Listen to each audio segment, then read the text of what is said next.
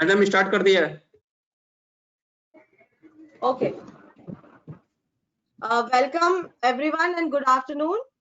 Welcome to the third day of faculty development program. Today we have with us our chairman of Western India Regional Council of Institute of Chartered Accountant of India, CA Lalit Bajaj. I welcome him and would like to request please address the gathering. Over to you, chairman. Good afternoon. CA Bala Iyer, speaker for the session. Shweta madam, who is coordinating this program. Kapoor madam, who has taken initiative and ensured that the program is held properly. Tiwari College and Chetna madam, who have taken all the efforts and tried to organize and bring on board all the teachers from various colleges and universities to take part in this training session, which includes 6 training sessions of, I believe, 1 hour each. I welcome all of you in this particular training session. And I understand that this is what WIRC has been doing every year. And this time, Tiwari College has taken lead and tried to organize this.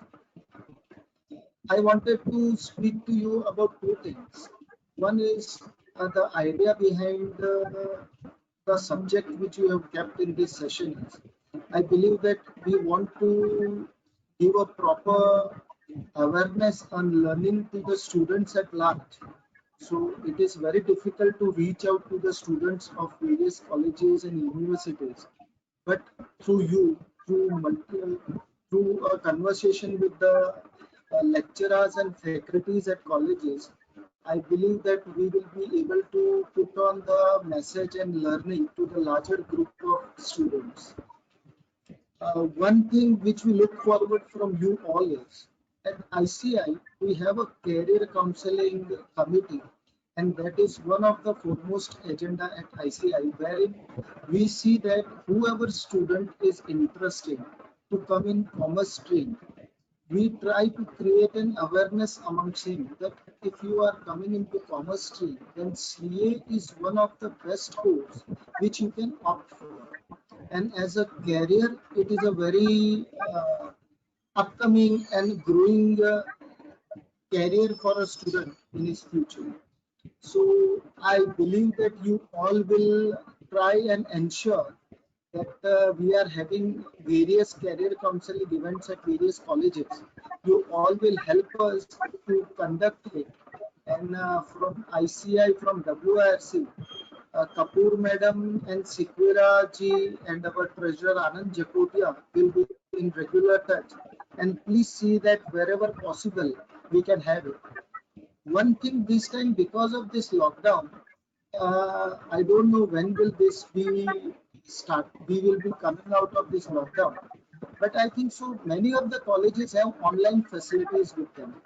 So if you can organize career counseling program wherein we can interact with the students virtually. Our speaker from ICI will come and speak for an hour virtually with all the students, so that the purpose is not defeated even in the lockdown period. One more thing which I wanted to talk to all of you was, as faculties, you have been doing a lot for ICI in past, because we have been getting various responses from students when you speak about CA profession to the students. One more thing which you can add value to the lifestyle of the student is, not every student can opt for chartered accountancy course or is intending to opt for. What I would request you is, if you can take ahead with your college management, that the student in your college, if he gets training from a chartered accountant office for a period of say 1 year, you can give a certificate of entitlement as a business account diploma holder or business accounts experience from your respective college, by which the student on completing his BCom can at least get some decent salary when he goes for interview in any company, because the company at his profile and see and just sees that he is BCom, and over and above that he has received training of a year from a CA's office. I think so it will add a bigger value to his life. This is what we can do for student. Even if he is not opting for CA course, you can ensure, you can appeal to most of the students that go and get training in CA office, and you can just tell him that we will issue such and such certificate, so that he will be well motivated to do that. With this was what I wanted to share with all of you, and I welcome each one of you, and I can very well see that you are taking part in this session in a large number, and I'm pleased that we are working together for the common benefit of the profession. I believe we will succeed in the purpose for which these sessions are kept, and I wish all the coordinators best of luck in the initiatives, and wish you happy learning. Thank you. Thank you so much, Chairman, for your words. Without wasting a time, I directly request to the speaker, Bala Iyer, please take a charge for the sessions. Thank you, madam. Before I start the session, I sincerely thanks CA Shweta Jain madam and our WRC chairman Shri Lalit Bajaj sir. Their efforts to bring out awareness program about income tax related issues, provisions, which can help our general public or to a targeted audience to learn about or to know about income tax as such. So I sincerely thank them, and I welcome all the audience who have taken efforts in this unusual period to come up and take the task of learning about any subject, now in this case income tax. So thank you very much, and now I will start the session. I will address all of you as my friends.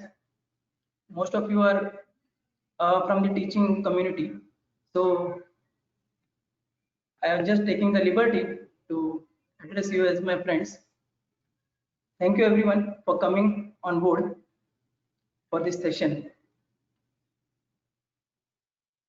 Before starting the session or getting to the hardcore, today's topic is regarding various forms of income tax, forms relating to income tax returns. So income tax returns, what is income tax returns? Just to dwell about this issue. Income tax is relation to government earning income or taking tax revenue from us, so that all tax depends upon our income. So it is our duty as far as Income Tax Act is concerned to report our income to Income Tax Department, on which we will be determining our tax liability, income tax liability, and thereupon we will be paying the taxes also. So that is the first step, first interaction with the department, to making them aware about our income. So for that, a form is there, a prescribed forms are there, that is called income tax returns. So there are, earlier there were very few returns, forms of returns. Now in few years back they have come across issuing various types of form from various types of SSCs, various types of income. So we will be dealing about that. So the first question is which form to fill, because there are, as I said, there are many forms. ITR 1, ITR 2, ITR 3, 4, 5, 6, hello 7. Hello Bala sir, आपका PPT on करिए ना sir, PPT on करिए. So both are on. Sorry sir, हाँ अभी So both are on. Okay okay. Is it okay? Yes, sir. Yes, sir. Continue, sir. Yeah, thank you, sir. So the first question is, before filling your data, the main question is which form to use. There are lots of confusions whether we should use ITR1, ITR2, ITR3, ITR4. And mind you, all forms have their specific and demarcated use. So no particular person will be having an option to use either this form or either that form. It is only a particular form for a particular person. So it is very important and pertinent to note that we should use the appropriate form. So let's move forward. Before getting into the details of which form to be used, I would like to discuss about some basic issues in income tax. Earlier, we have Madam Shweta Jain, Madam has given a lecture about the introduction of income tax, and then Amit sir has given the details about the deductions available in income tax provisions. So, before starting about the forms, various types of forms, I will just dwell into the basic concepts of income tax, which will be relevant for the purpose of form selections. So, in income tax, there is a definition of person. That definition is in section 2, subsection 31, which says that it includes individuals, HUF in the sense Hindu undivided family, a company, company limited by shares, a firm, partnership firm, whether registered or unregistered, AOP, association of persons, BOI, body of individuals, whether incorporated or not, a local authority, artificial judicial person. So these are coming under the definition of person. So most of us, the audience as of now, they will be coming under the definition of person in the capacity of individuals. The other concept is total income. That is also defined under section 2, subsection 45. What it says? It means total income as referred under section 5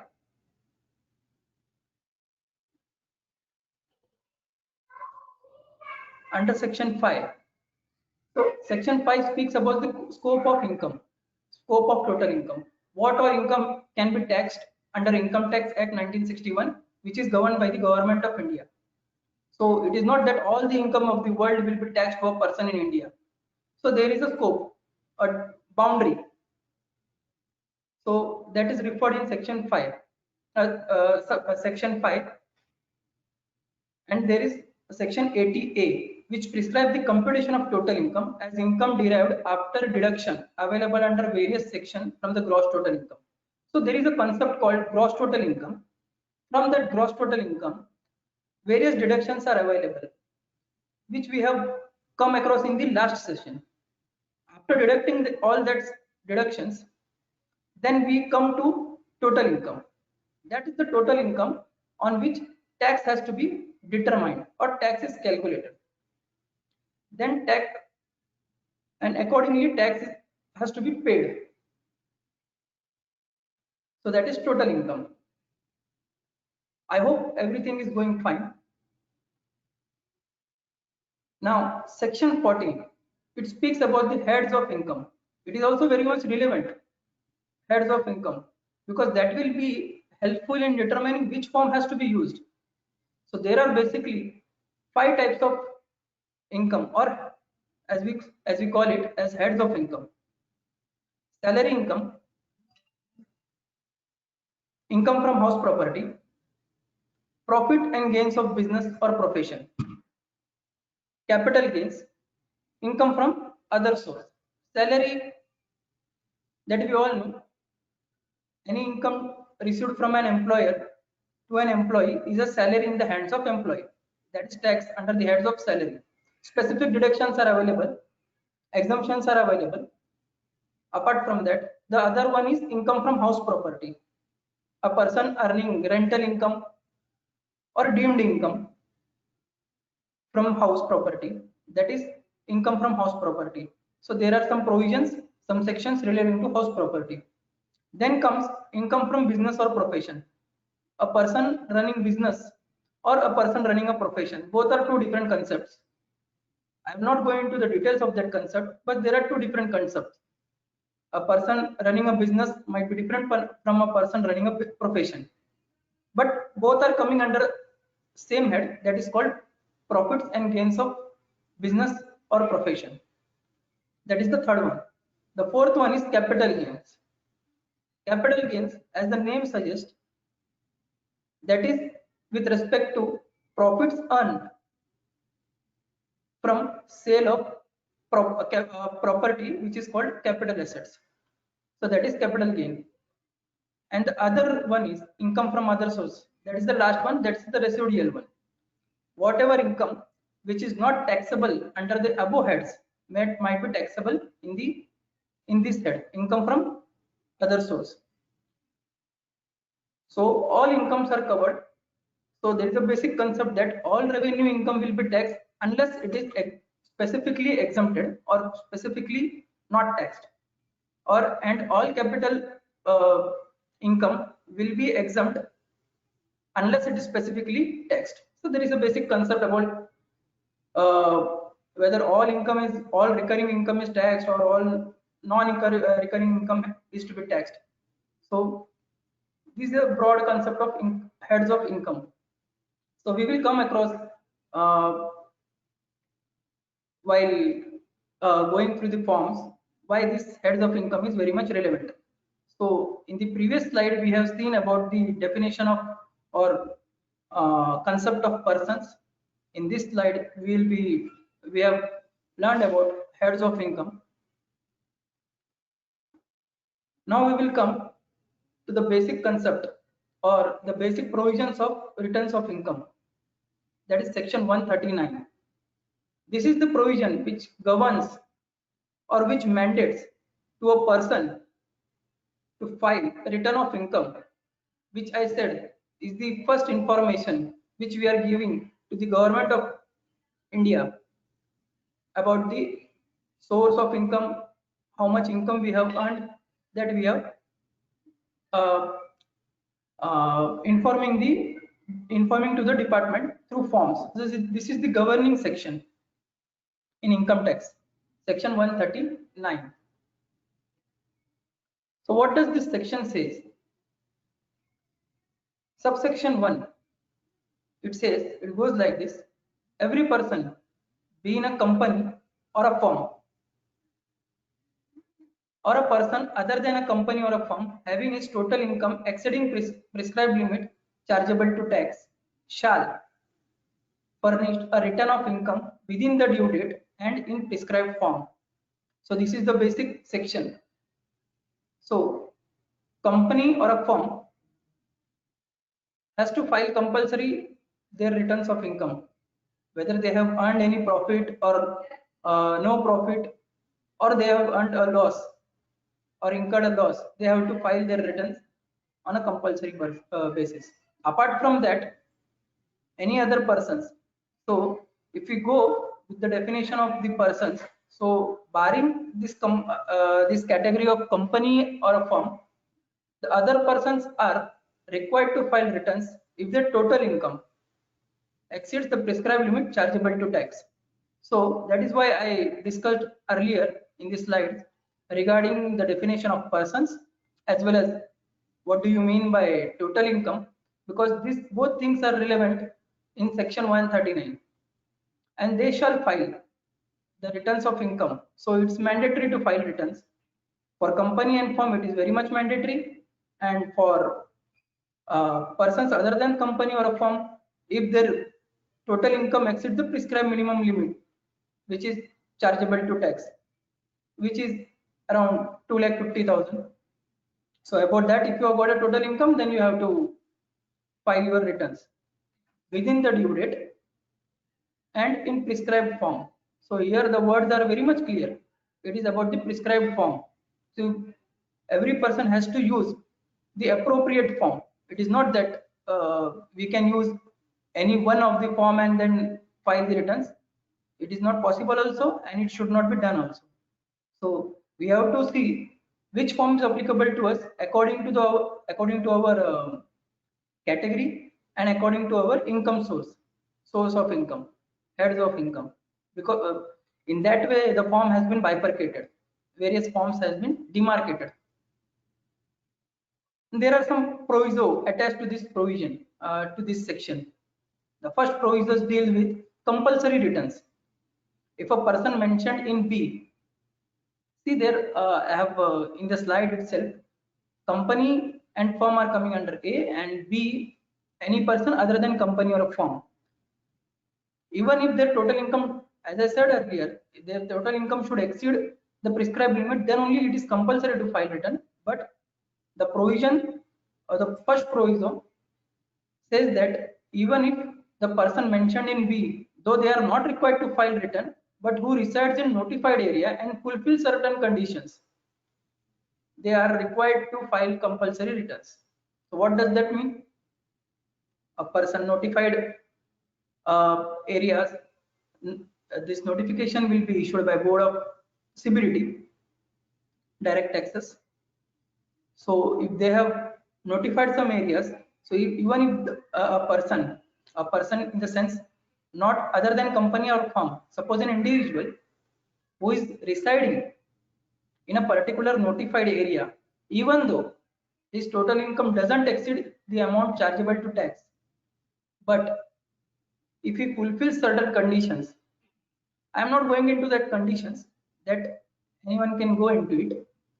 It is with respect to our light electricity bill, the quantum of our electricity bill, or whether we are using credit card, whether we are having 3-wheelers, some other conditions are there. If we fulfill that or we are covered under that, so even if that person is not required to file return because of the total income not exceeding prescribed limit, but the first proviso mandates that person to file return. So we should be very much aware of that, because it is a normal understanding among our group or among our basic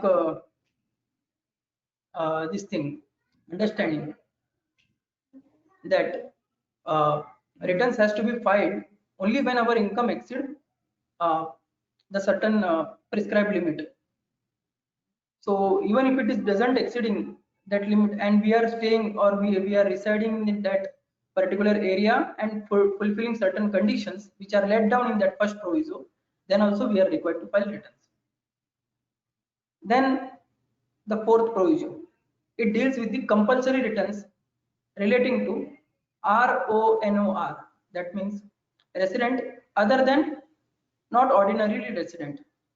That means most of us, we are resident also, and we are other than not ordinarily resident in India. That means we are purely here only. So we are coming under this. So even if we have got assets located outside India and our income but doesn't exceed the minimum prescribed limit, then also we will have to file compulsory returns.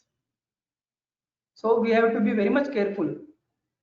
So that's why I have specifically mentioned or included this section, because the provisos normally we are overlooking that, but they have been the part of this section, so we have to follow it and we should be aware of this.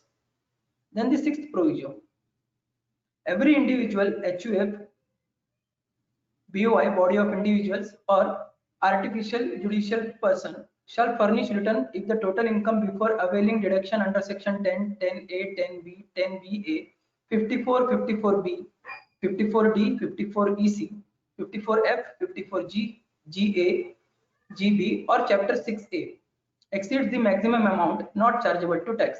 What does this mean? Because the main provision says something different, and the provisions are very much proviso to the sections are very much strict.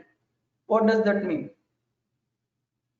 For example, yes, in the last session we learned about deductions, under chapter 6A, ATC, ATD, and various other deductions. So if a person, suppose the limit is 2,50,000, above which we have to file our returns. If that is the case, so if suppose a person is earning, if an individual is earning 3 lakhs of income and he has got a deduction of suppose ATC of 75,000, then the income after that, total income after that deduction comes to 2,25,000. So even so, we have to see to it that the total income before that deduction, if it is more than 2,50,000, then also it is compulsory to file return. So we should not be under an impression that total income, which is normally after deduction, that amount has to be matched with the minimum amount chargeable to tax. It is not so.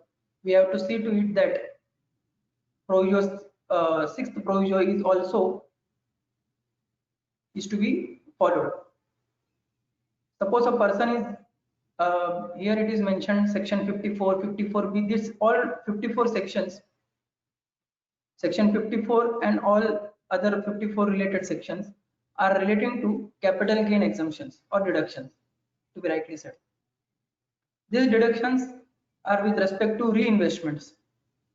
So we have to see that whether before that reinvestment, deduction of these reinvestments, if our total income exceeds the minimum amount not chargeable to tax, if that is the case, so we are squarely covered under sixth provision and we have to file our return.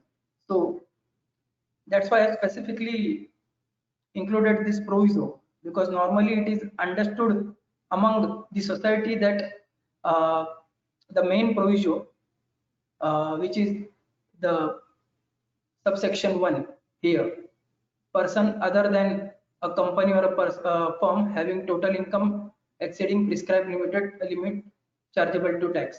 So we are normally looking into a total income, and that total income is normally derived after all these deductions. So we should be very much careful about this. Then comes the seventh provision. Person referred to clause B, who though not required to file return, but if fulfills conditions like deposits of ₹1 crore in current account or incurred 2 lakhs for foreign trip or incurred ₹1 lakh in consumption of electricity. If that is the case, so even if we are not coming under subsection 1 to file returns, we have to file our returns, because the provisos are making it very much compulsory to file the returns. So I request all the audience to be very much be aware of these provisions, which are attached to, which are the main part of the section 139 and has to be looked into whenever we file our returns or whenever we decide whether we are coming under the compulsion of filing of returns or not. So whenever you are determining that compulsion, please see to it that the provisos are also looked into, because provisos are more stricter than the main provision. So you should be very much careful. Section 139 speaks about due date. Normally we all know what is the due date, but for the matter of reference, I have just included it. Due date 30th September for company. This 30th September is compulsory for the SSC type company and person who are covered by audit under income tax or any other law. For example, if a audit under income tax, there are various types of audit under income tax. One of such is tax audit, income tax audit. A person having a turnover of above a certain limit has to get his accounts audited by an independent auditor, which is normally chartered accountants. So, or any other law, for example, society, cooperative societies, they are governed by their own law, and they are in that particular law, there is a compulsion of audit. So if that is the case, though, they have to get their returns filed. The due date for them is also 30th September. I think I am clear in that way.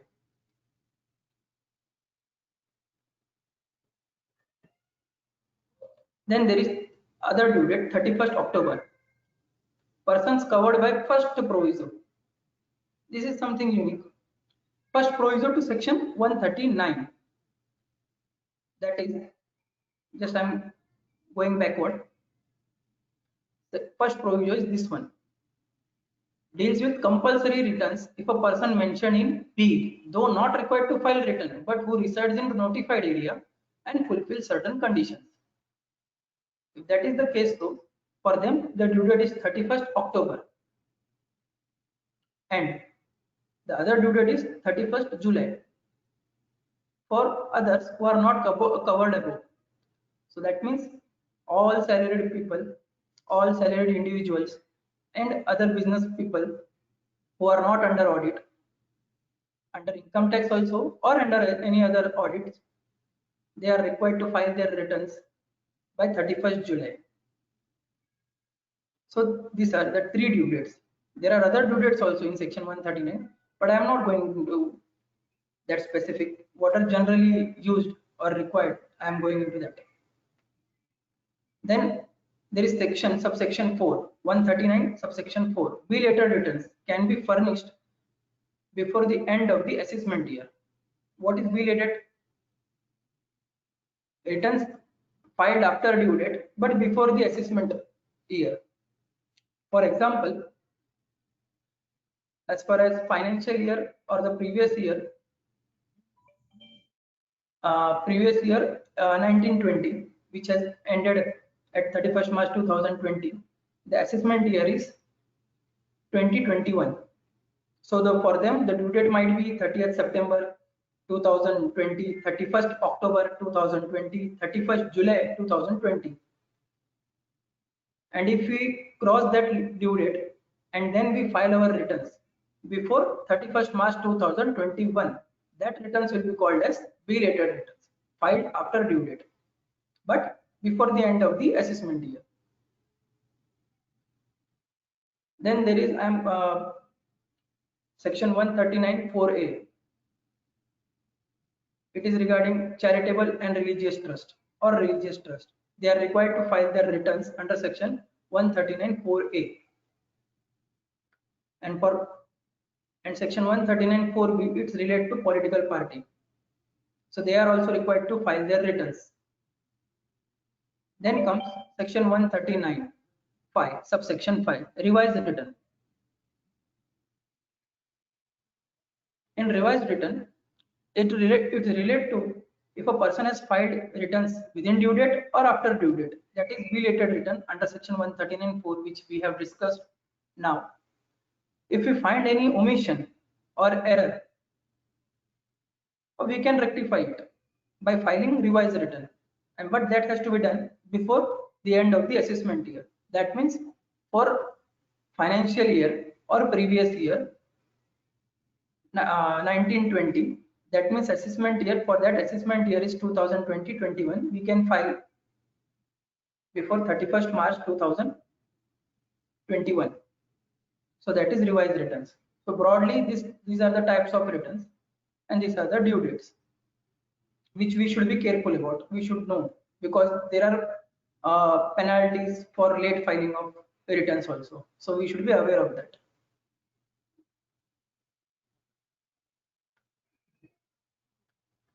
Now we move on to Rule 12. So there is Income Tax Act.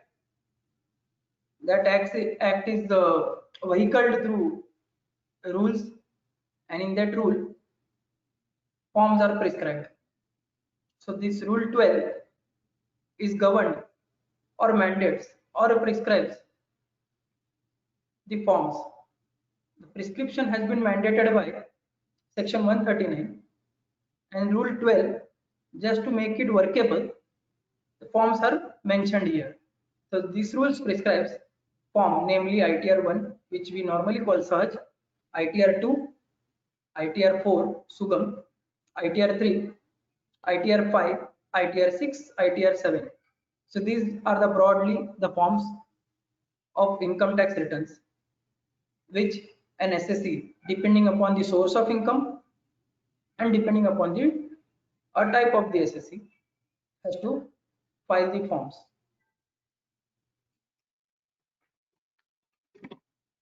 One minute.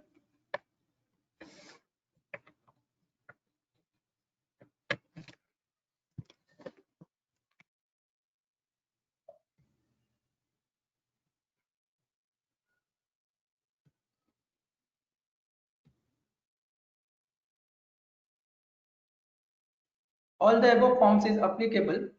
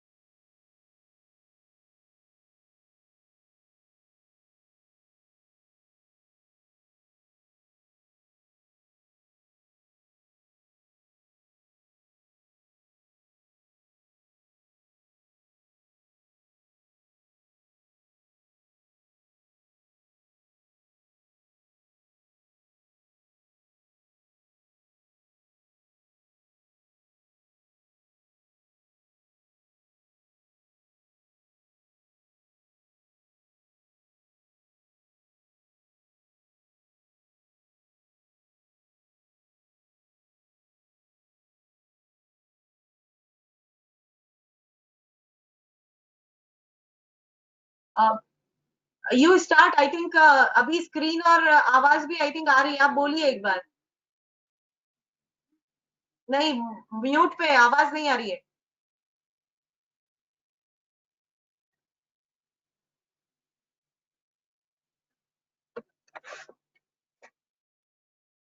नहीं आ रही है, आवाज नहीं आ रही है।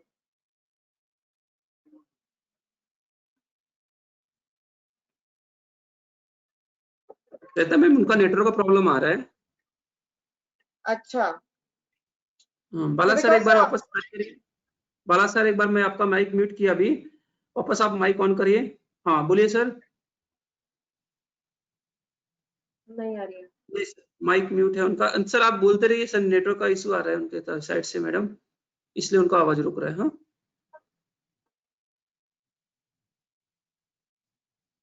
नहीं sir, आपका आवाज आ रहा है, देखिए आपका।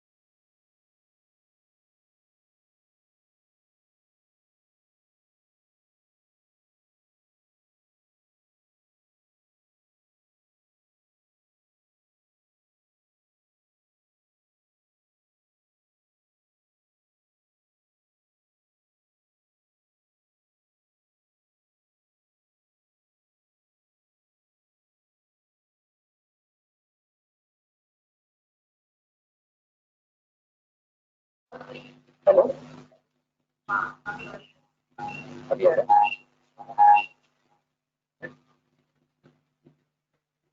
Yes,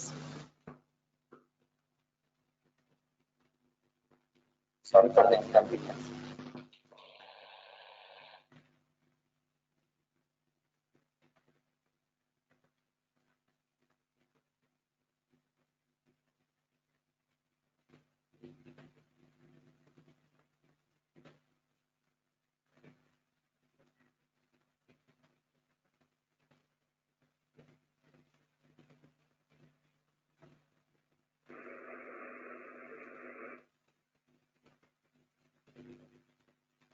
Sorry for the inconvenience.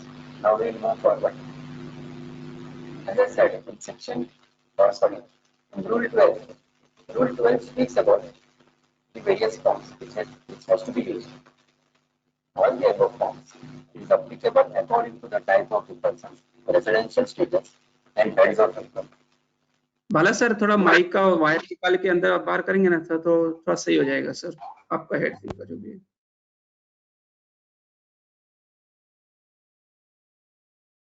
बोलिए, अभी बोलिए सर.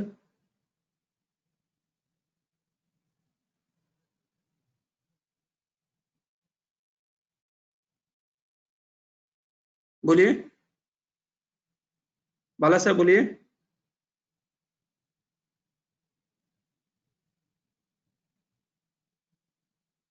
बाला सर बोलिए आप.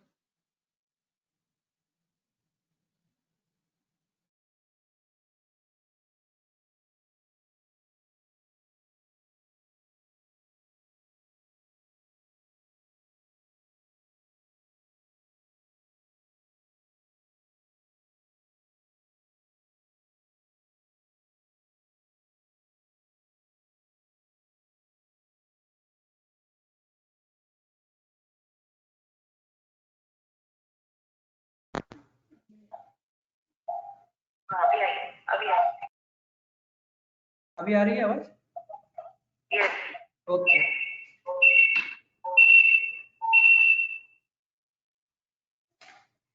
Is it audible now?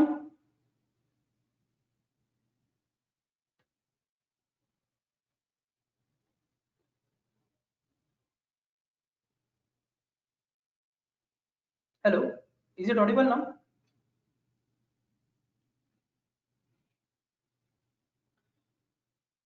So friends, Yes, now we can hear you. You can start. yeah. Thank you. Again, sorry for the inconvenience to all of you.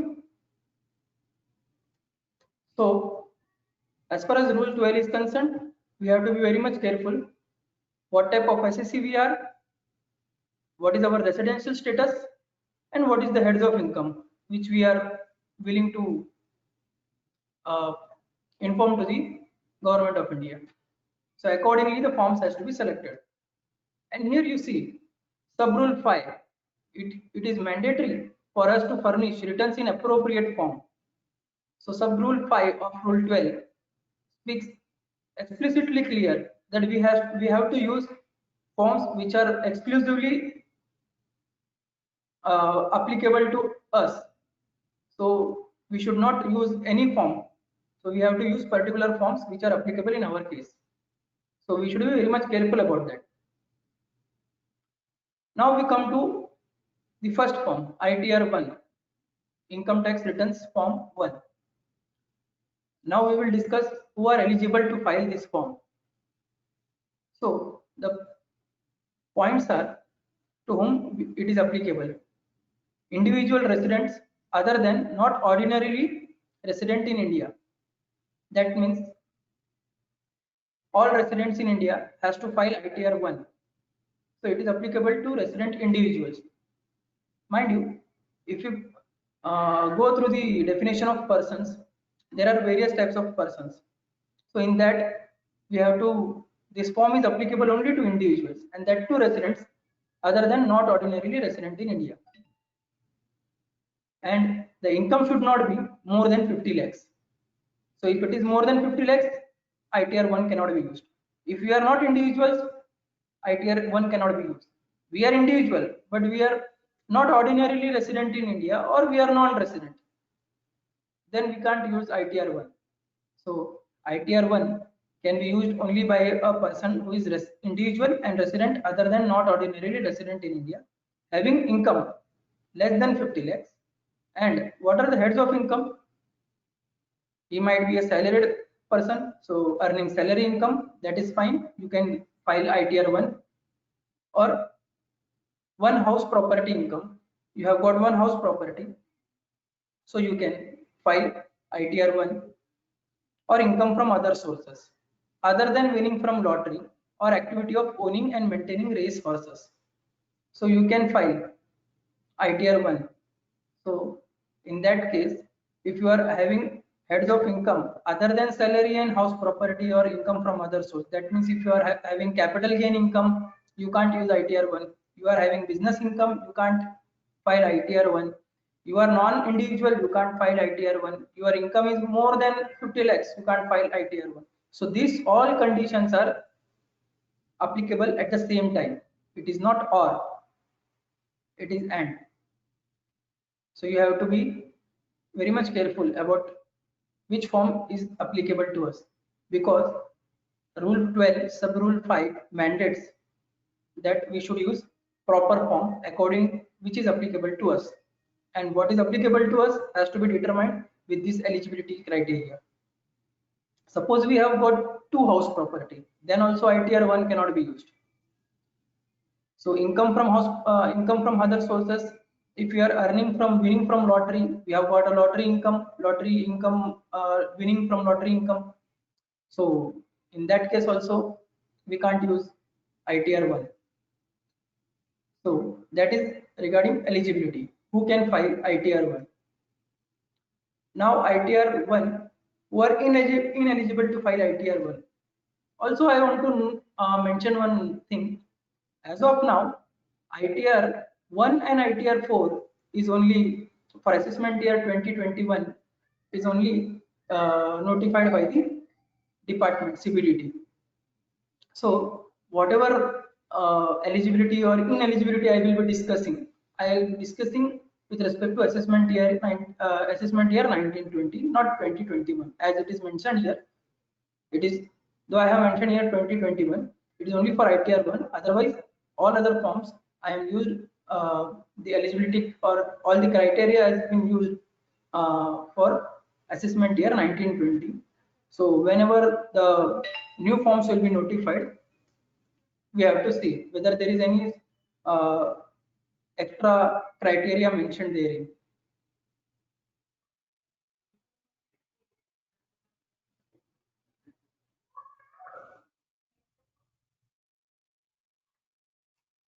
Ineligible individuals or income. If an individual is a director of a company, he can't use ITR 1. If he has held any time during the year any unlisted equity shares. Unlisted equity shares. It is not that if I have got a equity share of Reliance company, TCS, or any listed companies, I can file ITR 1 provided that eligibility criteria is satisfied. But if I am holding or at any time during the year I have hold any unlisted equity shares, I am not eligible to file ITR 1. If I have got any assets located outside India, it can be possible I might be holding any assets which is located outside India. In that case also I can't use ITR 1. If I have got a signing authority in any account which is located outside India, then also I can't use ITR 1. If I have any income from any source outside India, so in that case also I can't use ITR 1. If I have got an agriculture income exceeding rupees 5,000, then also ITR 1 cannot be used. Income taxable at special rate under section 115 BBDA or section 115 BBE. These specific provisions are related to as far as 115 BBDA. This is with respect to dividend income more than 10 lakhs. They are been taxed under special rates. For them also, if a person is earning income in the form of dividend more than 10 lakhs, then he is covered. He has to pay tax at a special rate in respect to that dividend income under section 115 BBDA If that is the case, so he can't use ITR 1. He is then ineligible to use ITR 1 to file return of his income. And in the same way, 115 BBE. BBE is in relation to assessment or not assessment also. If you are offering income under section 69, 68, that provisions, then we have to pay tax at special rate under section 115 BBE. If that is the case though, then I am not eligible to file ITR 1. If I have got any brought forward losses or carry forward losses under income from house property, IFHBP, income from house property, it is very much possible that last year there were some carry forward of losses in respect to house property. Many of us has housing loans. We are paying interest on that. The interest limit is 2 lakh, which is been, the cap is there of 2 lakhs.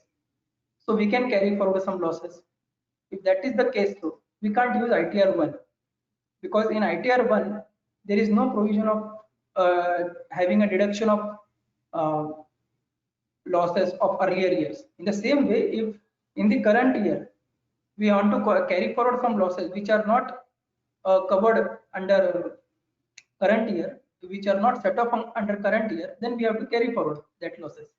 If that is the case though, then also we are not covered under ITR 1. Losses under income from IFOS, income from other sources. If there are some losses under income from other source in our current year, then also we can't use ITR 1. If you are claiming any relief under section 90 or 91, this section relates to avoidance of double tax.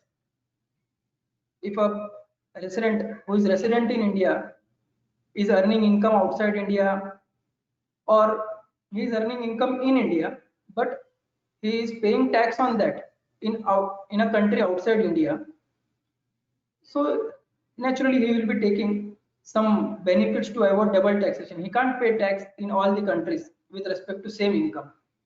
So government of India has got some other had got some double avoidance treaty with other countries. If that is the case though, the SSC might claim benefits or relief under section 90 or 91. If he is claiming so, then he is not eligible to file ITR 1. Or if he is claiming deduction under section 57 other than relating to family pension. Suppose I am showing income from house property, income from other sources, and in that income I am claiming some deduction under section 57 other than family pension, then I can't file ITR 1. Then I have to use other forms. Any claim of credit of TDS in the hands of any other person, in that case also ITR 1 cannot be used. So net ITR 1 is a simple form. It is applicable to very selected individuals and applicable to certain selected income also. So we should be very much aware of these provisions or this form. Now we will move on to ITR 2. Eligible persons. Individuals or HUF who are not eligible to file ITR 2. Sorry, here I have mentioned wrongly. It is ITR 1. And who doesn't have income under profit and gains of business or profession, they can file ITR 2. So here we have to be, I have mentioned ITR 2, it is wrong. It is eligible persons are individual or HUF who are not eligible to file ITR 1 and who doesn't have income from profit or gains of business or profession. So if you are in the eligible sections of ITR 1, but you are in the same time possibly having ineligible criteria also, fulfilling some ineligible criteria also, you can use ITR 2 for that purpose. provided you don't have income from business or profession. So first you have to see whether you are coming under ITR 1. If not, because of some ineligibility, you can very well file your returns in ITR 2. Just make sure you don't have income from business or profession, because ITR 2 doesn't contain any sections or any particulars relating to business or profession. All heads of incomes are covered except profits or gains of business or profession, applicable to individual and HUF. So other types of SSCs or persons are not covered here. Only individuals and HUF. All ineligibility criteria of ITR 1 are covered except business profits. That is what I have explained earlier. So this is regarding ITR 2. So ITR 2 is a broader form than ITR 1, an enlarged form with respect to ITR 1. So first we have to see whether we are in ITR 1. If not, then we can come under ITR 2 also. But please make a note of this, that either ITR 1 is applicable or ITR 2 is applicable. You can't be eligible in both the cases. So make sure first, before using ITR 2, whether you are ineligible as far as ITR 1 is concerned. Before moving to ITR 3, I will cover ITR 4. It is generally called as or said as a Sugam form. Who are eligible to ITR 4? Eligible persons are individual or HUF, RONOR. I have used this terminology or the short form earlier also. Its full form is resident other than not ordinarily resident. So a resident can be not ordinarily resident and other than not ordinarily resident. So we are normally, most of us are covered under RONOR. Then the other eligible persons are resident firms other than LLP. LLP, though it's a partnership form only, but it is having a different jurisdiction, different constitution, and governed by different act itself. So partnership firms and LLP are both do different things. So resident firms is only included in ITR 4. Same way, a person who is individual, HUF and resident firm has income which doesn't exceed rupees 50 lakhs. If a person is earning more than 50 lakhs, ITR 4 cannot be used.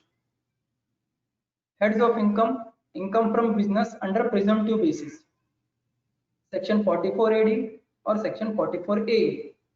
Income from profession under presumptive basis. Section 44 AD A. So here business income is also included, provided they are paying tax under presumptive basis, which is squarely covered under section 44 AD and 44 AE. And also for professions who are paying tax or disclosing income under presumptive basis, which is covered under section 44 ADA. For 44 AD, it is around 8%, 6% with respect to check payments, check receipts, other than cash receipts. 44A, which relates to transport income, owning not more than 10 vehicles, motor lorries. And with respect to this profession, there are specified professions like doctors, engineers, architects, artists, and other professions which are mentioned under section 44 ADA, which is around 50% of the gross receipts. So any person who is willing, who is coming under the type of individual HUF firm, who doesn't have income more than 50 lakhs and has income from business or profession and paying tax on presumptive basis. Mind you, if please take a note of this, only presumptive income is applicable here. Otherwise, they have to use different form, not ITR 4. If they are paying tax under for their business income or profession income, they are paying presumptive tax, so they have to use ITR 4. Other incomes like income from salary, income from one house property, or income from other sources except winning lottery and owning and maintaining racehorse. So ITR 4 is applicable when income from business under presumptive basis is used. So we have to use ITR 4. If business income is not there, then ITR 4 will not come into picture. Then ITR 2 will come into picture, or 1. So ITR 4 will come into picture when, or will be applicable when income from business or profession under presumptive basis is required to be disclosed. Then there are ineligible persons in ITR 4 for ITR 4. Who are they? Same way as applicable in ITR 1. Person being a director of a company, at any point of time that person has held during the last year unlisted equity shares, has any assets located outside India, has signing authority in any account located outside India, has income from any source outside India, has profit from business or profession which are not required to be computed under section 44 AD, 44 AE and section 44 ADA. So with respect to business income, if they are using or they are disclosing income under presumptive taxation, then ITR 4 is to be used. Otherwise, they have to use different form, which will be coming in our later slides. Having capital income, capital gain. So capital gain, if a person has a capital gain, ITR 4 cannot be used. If they are having income from more than one house property, then also ITR 1 cannot be used. ITR 4S cannot be used. If they are having income which is taxed at special rate under section 115 BBDA or 115 BBE, which I have mentioned earlier, 115 BBDA, any person earning dividend income more than 10 lakhs, that is covered under section 115 BBDA, or a person who is disclosing income under section 69, 69A, 69, 68, section 68. If that is the case, so 115 BBE taxation is applicable. If that is applicable, ITR 4 cannot be used. Agriculture income exceeding rupees 5,000. If a person is earning more than 5,000 agriculture income, ITR 4 is not applicable to them. Then they have got any brought forward losses, or if they are carry forwarding some losses under any header of income, ITR 4 is not applicable. If they have got a loss under income from house property, income from other sources, then also ITR 4 is not applicable.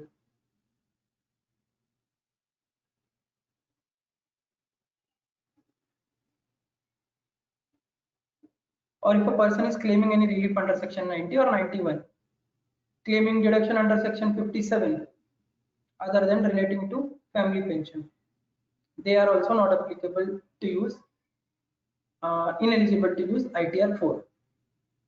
Also, you are understanding the limits of each and every form, which is applicable and which is not applicable, who are applicable, who are eligible, who are not eligible. So we should be very much careful about that while filing the returns. TDS claim which is deducted in the hands of other person. It normally happens, sometimes it happens that income which I want to disclose, the TDS is not deducted in my name, it is deducted in someone else's name. So in that case also, I can't use ITR 4. I have to use some other form. So I think ITR 4 is clear to whom it is applicable and to whom it is not applicable. Now we will move to ITR 3. So ITR 3, eligible persons are the persons being individual or HUF.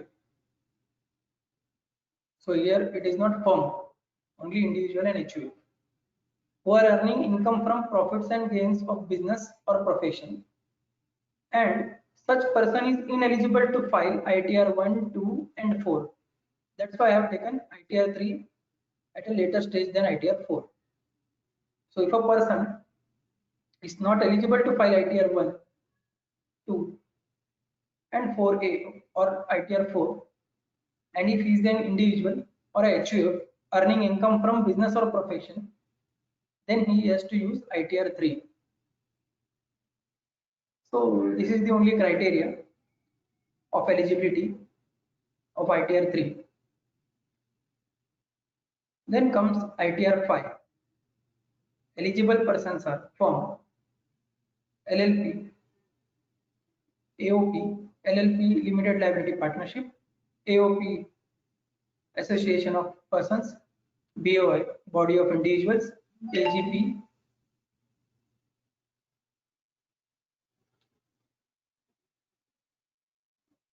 Artificial Judicial Person, Jurisdictional Person, Local Authority, Cooperative Societies, Trust other than who is eligible to file ITR 7. So these are the eligible persons who are required to file ITR 5. Otherwise, there is no other form for them to file income tax returns. As far as firms are concerned, ITR 4 is applicable provided they are filing their business income under presumptive taxation. Otherwise, they have to use ITR 5. LLP, no other form is applicable except ITR 5.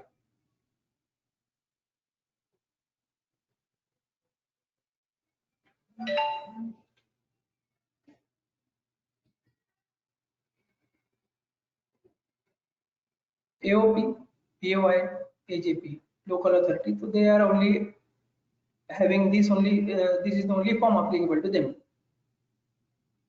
Trust, if they are not eligible to file ITR 7, normally religious and charitable or religious trust has to file ITR 7. But if they doesn't satisfy certain conditions which are required to file, to be applicable to file ITR 7, then they are by default have to file their returns of income under income tax return by using form ITR 5. ITR 6, it is only applicable to company. No other types of assessees or persons are eligible to file ITR 6. Only companies are allowed to file ITR 6. Other than company required to file ITR 7, there are some NGO type of companies also who are required to file ITR 7. Otherwise, all companies, normally all companies are covered under ITR 6. They have to file ITR 6. Now the last form is eligible persons for ITR form 7. Who are eligible? Persons including companies. As I said in ITR 6, while mentioning ITR 6, some companies can file in ITR 7, NGO type companies.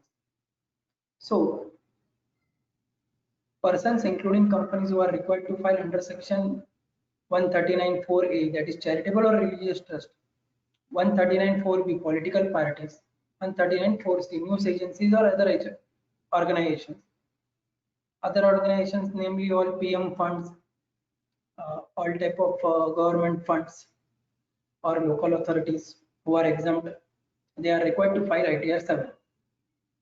Charitable trust or religious trust, if they satisfy, if they are registered under income tax, they will file ITR. They will file in ITR 7. Otherwise, or they are registered in the sense that they are registered under section 12A.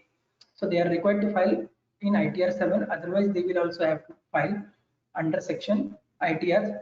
Oh, sorry, they will have to file using the form ITR 5. Political parties, ITR 7 they have to use. So I think I have covered all the required forms, various types of forms which are there available to us to file our returns. So, ladies and gentlemen, I require all of you to go whenever you file your returns, be sure and be careful which form to be used, because form selection is very much important. Otherwise, our form or our file will be treated as invalid. So we should file using proper form, which is appropriate form for us according to our type of in which category in which category we fall and what type of income we have earned or which we are going to disclose in the form. So I think for today's session, what was required was income tax, various types of income tax forms, and I think all of you would have got some insight about the topic and hope it has added to your knowledge. Thank you very much. Thank you, Bala sir. Thank you so much. And it's really went very well, and you have explained in very detailed manner. So I'm sure people zarur uska benefit unko milega. So once again, thank you everyone. We are closing for today. Stay home, stay safe. Thank you so much. Thank you, madam. Thank you.